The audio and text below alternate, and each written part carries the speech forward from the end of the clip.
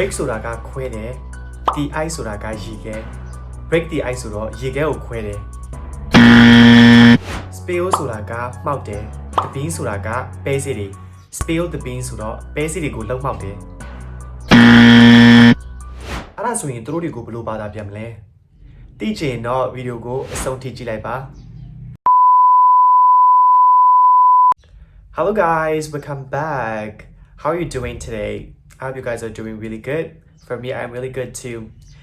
By the way guys, in today's video, I'm gonna be sharing some American idioms which are commonly used in daily conversations, and moreover, you can also use them in your daily conversation to help you improve your speaking skills. The idioms that I'm going to be sharing today are commonly used in spoken English, especially in American English. That's why if you're learning American English, this video is a must. So please watch till the end. And what do we have today? အားလုံးပဲမင်္ဂလာပါမွေးဗီဒီယိုလေးကနေပြီးအားလုံးကိုပြန်ပြီးတော့ကြိုဆိုပါရစေဒီမှာတော့မွန်းကအင်္ဂလိပ်စာမှာအသုံးများတဲ့ native speaker တွေတော်တော်များများသုံးကြတဲ့ idioms တွေကို share လုပ်သွားပေးမှာဖြစ်ပါတယ်မွန်းဒီနေ့ share လုပ်သွားပေးမယ့် idiom တွေကတော့ American English American တွေအသုံးများတဲ့ idiom တွေဖြစ်ပါတယ်ဘာလို့လဲဆိုတော့မွန်းကိုယ်တိုင်က American English ကို specialize လုပ်နေတာဖြစ်တဲ့အတွက်အားလုံးလည်း American English ကိုလေ့လာနေမယ်ဆိုရင်ဒီဗီဒီယိုကလုံးဝကို a must watch လုံးဝကိုကြည့်တဲ့ဗီဒီယိုလေးဖြစ်ပါတယ် idiom ဆိုတာကမြန်မာစကားမှာဘန်းစကားလိုပုံစံမျိုးဖြစ်ပါတယ်ဘန်းစကားလိုပုံစံမျိုးဖြစ်တဲ့အတွက်ကြောင့်ကျွန်တော်တို့ကသူ့ရဲ့စကားလုံးတစ်ခုချင်းစီကိုအတိတ်ပဲပြန်လို့မရပါဘူးအဲ့လိုမျိုးစကားလုံးတစ်ခုချင်းစီကိုအတိတ်ပဲပြန်တဲ့အခါမှာအခြားအတိတ်ပဲတစ်ခုကိုရောက်သွားပါတယ်အဲ့တော့ဒီနေ့ဗီဒီယိုလေးမှာကျွန်တော်ဘယ်လို idiom တွေကို share လုပ်သွားပေးမယ်ဆိုတာကိုဆက်လက်စောင့်ကြည့်အောင်ပါ Okay guys, like as always, I would like you guys to like and subscribe my YouTube channel before getting started. I've been sharing many contents including English sharing videos and my life experience sharing videos. So far, even though I am really engaged, that is why I would like you guys to support me like a little bit. And let's just get started. ပထမဆုံး idiom တစ်ခုအနေနဲ့ break the ice break the ice သူ့ကိုကျွန်တော်တို့တစ်ခုချင်းစီဘာသာပြန်မယ်ဆိုရင်တော့ရေခဲကိုခွဲတယ်ဆိုပြီးတော့အဓိပ္ပာယ်ရပါတယ်ပြီးတဲ့အခါမှာအောက်အဖို့ကောင်းစွာနဲ့သူ့ရဲ့မူလအဓိပ္ပာယ်ရဲ့သူ့ရဲ့ idiom အဓိပ္ပာယ်ရဲ့ကနည်းနည်းလေးဆင်တူတယ်ပေါ့နော်သူ့ရဲ့အဓိပ္ပာယ်ကတော့ to start a conversation စကားစပြောတာဖြစ်ပါတယ်ပေါင်းသင်းဆက်ဆံရေးမှာကိုယ့်ဘက်ကနေစကားစပြောတာဖြစ်ဖြစ်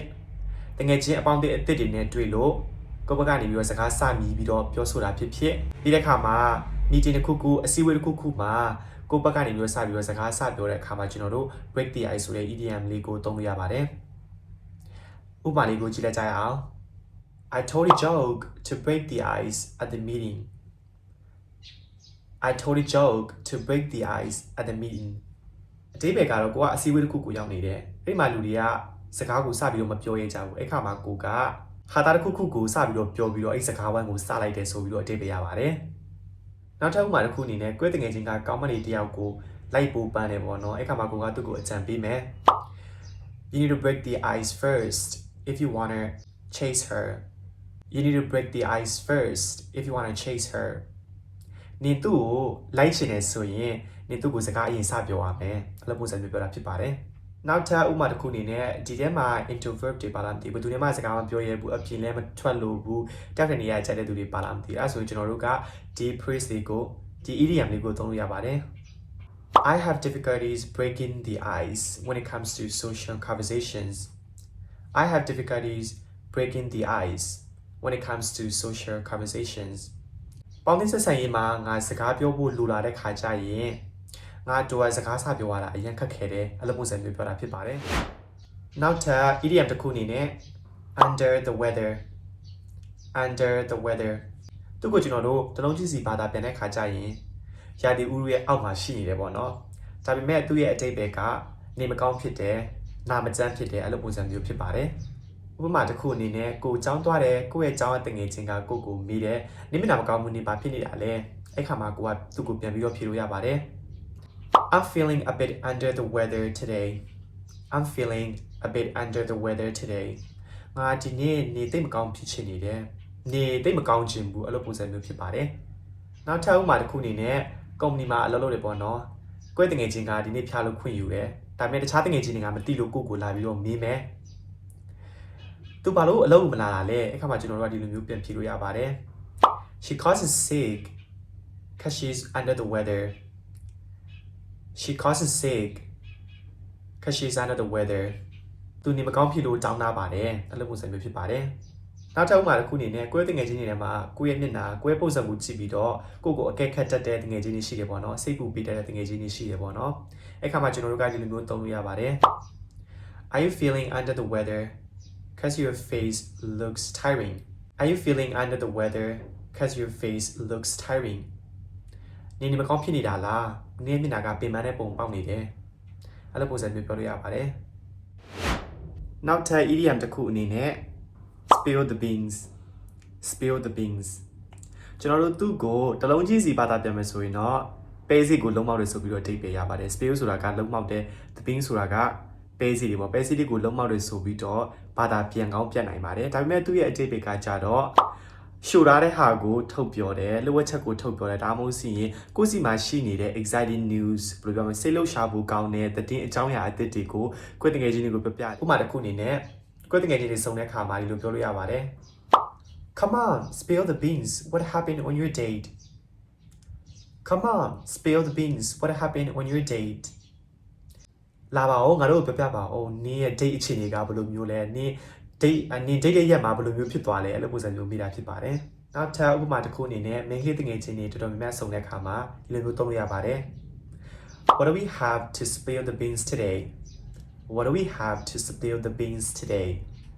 ဒီနေ့ကတော့ဘာအကြောင်းပြောဖို့များရှိလဲဆိုပြီးတော့မိတာဖြစ်ပါတယ်ဥပမာတစ်ခုအနေနဲ့ကိုယ့်တငယ်ချင်းကကိုလာပြီးတော့တူတူလေးမေးရပေါ့နော် Let's spill the beans Is there anything going on between you and your ex Let's spill the beans Is there anything going on between you and your ex ငါတို့ဘာသတင်းထူးလဲဆိုတာကိုပြောကြရအောင်နေနဲ့ညီစားဟောင်းနေကြမှာ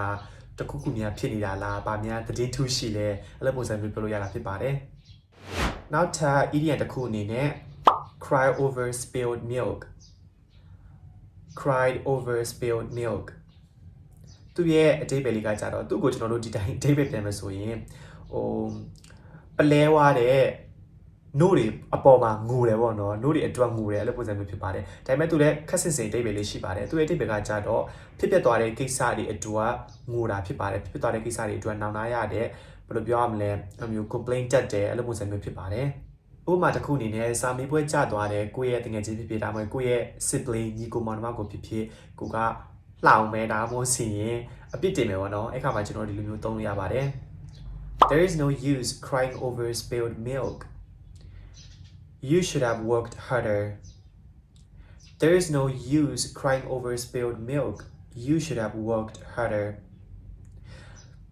ဒီကိစ္စမှာငိုနေလို့လည်းဘာမှမထူဘူးနင်းပို့ပြီးတော့စာချက်ခဲ့တင်တာနင်းပို့ပြီးတော့စူးစမ်းခဲ့တင်တာအဲ့လိုပုံစံမျိုးသုံးလို့ရပါတယ်နောက်ထပ်ဥပမာတစ်ခုအနေနဲ့ကိုယ့်တငယ်ချင်းကဘတ်စကားကိုနောက်ကျသွားလို့ဘတ်စကားကိုကြော်သွားတယ်ပေါ့နော်ဘတ်စကားလွတ်သွားလို့complaint တက်နေတယ်ငါဘာလို့ဘတ်စကားလွတ်သွားတာလဲဆိုပြီးတော့အဲ့လိုမျိုးညည်းနေတဲ့အခါမှာကျွန်တော်တို့ကဒီလိုမျိုးသူ့ကိုပြောလို့ရပါတယ် I know you missed the bus but don't cry over spilled milk Next time you need to be on time I know you missed the bus but don't cry over spilled milk Next time you need to be on time နေဘတ်စကားနောက်ကျသွားတာငါသိပါတယ်ဒါပေမဲ့အဲ့ဒါကပြီးသွားပြီပေါ့နော်ဖြစ်ပျက်သွားတဲ့ကိစ္စပေါ်မှာငိုနေလို့လည်းဘာမှမထူးဘူးပေါ့နော်အဲ့ခါကျတော့နောက်တစ်ခေါက်ကြောက်စီနေအချိန်မှန်ရောက်ရမယ်အချိန်မှန်ရောက်ဖို့လိုမယ်အဲ့လိုပုံစံမျိုးပြောလို့ရတာဖြစ်ပါတယ်နောက်ထပ်ဥပမာတစ်ခုအနေနဲ့ကိုယ့်တငယ်ချင်းကသူ့ရဲ့ ESA နဲ့ပြတ်သွားလို့ရှုံချငိုနေတယ်ပေါ့နော်လုံးဝကိုအသေးတိုင်ငိုနေတယ်အဲ့ခါမှာကိုကသူ့ကိုဒီလိုမျိုးအကြံပေးလို့ရပါတယ် Crying over spilled milk won't help Just calm down and learn from it Crying over spilled milk won't help So calm down and learn from it ပြီးသွားတဲ့ကိစ္စပေါ်မှာငိုနေလို့လည်းဘာမှမထူးပေါ့နော်စိတ်လေးအေးအေးထားပြီးတဲ့ခါမှာအဲ့ဒီဟာနေပြီးတော့သင်ခန်းစာယူပေါ့အဲ့လိုပုံစံမျိုးပြောလို့ရတာဖြစ်ပါတယ် Hi guys this is the last one နောက်ဆုံးတစ်ခုအနေနဲ့ burn the midnight oil burn the midnight oil သူရဲ့အတိတ်ပဲလေးကတော့ညညီနဲ့တဲ့တီအလုပ်လုပ်တယ်ညညီနဲ့တကောင်ကျော်တီစာလုပ်တယ်အလုပ်ကြိုးစားတယ်အလုပ်ပုံစံမျိုးဖြစ်ပါတယ်ဥပမာတစ်ခုအနေနဲ့ကို line မတက်နိုင်လို့ကိုယ့်ရဲ့တငယ်ချင်းကကိုဖုန်းဆက်ပြီးတော့မေးတယ်နေပါလို့ line မတက်တာလေ line မတက်တာတော်တော်ကြာပြီပေါ့နော်အဲ့ခါကျတော့ကိုကသူ့ကိုပြောလို့ရပါတယ် These days I've been burning the midnight oil These days I've been burning the midnight oil ဒီရက်ပိုင်းငါညာနဲ့တဲ့တီအလုပ်လုပ်နေရတယ်ဒါမှမဟုတ်ညာနဲ့တဲ့တီစာချက်နေရတယ်အလုပ်မှာလုပ်နေရတယ်အလုပ်မှုစံမျိုးပြောလို့ရတာဖြစ်ပါတယ်နောက်ထပ်ဥပမာတစ်ခုအနေနဲ့စာဝဲနီးမှာစာချက်တဲ့သူတွေရှိတာမသိဘူးအဲ့လိုအချိန်တွေမှာကျွန်တော်တို့ဒီလိုမျိုးသုံးလို့ရပါတယ်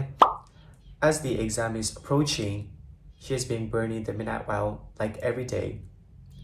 As the exam is approaching she has been burning the midnight oil like every day စာမွေးနေတာဖြစ်တဲ့အတွက်ကြောင့်နေ့တိုင်းလိုသူစာတွေချက်နေတယ်နေ့တိုင်းလိုသူညာတဲ့ကောင်ထိစာတွေချက်နေတယ်အဲ့လိုပုံစံမျိုးပြောလို့ရတာဖြစ်ပါတယ်။ထားဥပမာတစ်ခုအနေနဲ့ကိုယ့်တငယ်ချင်းတွေထဲမှာအလုပ်အရန်ကြိုးစားတဲ့သူတယောက်ရှိကိုရှိမှာပါ။အဲ့ခါမှာကျွန်တော်တို့ကဒီလိုမျိုးသုံးရပါတယ်။ He's a hard working guy. He always burns the midnight oil to earn more money. He's a hard working guy. He always burns the midnight oil to earn more money ပတ်စံသူကအလုပ်ကြိုးစားတဲ့သူပေါ့နော်သူကအရန်အလုပ်ကြိုးစားတဲ့သူသူပတ်စံပို့ပြီးရှာဖို့အတွက်သူညာဘက်တစ်ခေါက်ကျော်ထိအလုပ်လုပ်တယ်အဲ့လိုပုံစံမျိုးပြောလို့ရပါတယ် Okay guys that's it for today I just shared some idioms that you can use in your daily conversation and that will literally help you improve your speaking skills and like daily conversational skills and I hope you guys enjoyed this video and I hope that you guys can learn something new or get more vocabularies from this video. If so, that will be my intention to make this video. အားလုံးပဲမင်္ဂလာပါမွေးရဲ့ဗီဒီယိုလေးကတော့ဒီလောက်ပါပဲဒီမှာတော့မွန်းက daily conversation နေ့စဉ်ဘဝမှာနေ့စဉ်စကားပြောမှာသုံးလို့ရမယ်နေ့စဉ်ဘဝမှာလည်းအသုံးများတဲ့ idioms တွေကို share လုပ်တာပေးတာဖြစ်ပါတယ်အားလုံးလည်းဒီဗီဒီယိုလေးကိုကြည့်နေတတ်မယ်လို့မျှော်လင့်ပါတယ်ဒီဗီဒီယိုလေးကနေပြီးတော့အကြောင်းအရာတစ်ခုခုရသွားမယ်စကားလုံးအသစ်တွေပြီးတဲ့ခါမှာအင်္ဂလိပ်စာကြောင်းအသစ်တွေရသွားမယ်ဆိုရင်မို့ဒီဗီဒီယိုလောက်ရကြုံနှက်သွားမှာဖြစ်ပါတယ်အားလုံးလည်းမို့ကိုဆက်ပြီးတော့ support ပေးဖို့အတွက်တောင်းဆိုချင်ပါတယ်အားလုံးလည်းကိုယ့်ရဲ့ကျမကြီးကိုကြည့်ဆိုင်ကြပါဒီတော့ဒီဗီဒီယိုလေးကိုအဆုံးမသက်ခင်မှာမွေးအင်္ဂလိပ်စာ sharing တွေကိုအမြင်နဲ့လုပ်ပေးနေတဲ့ Army မွေး YouTube channel လေးကို like and subscribe လုပ်ပြီးတော့မို့ကိုဆက်ပြီးတော့အားပေးဖို့တော်လည်းအားလုံးကိုတောင်းဆိုချင်ပါတယ်ဒီနေ့ကတော့ဒီလောက်ပါပဲ Bye bye guys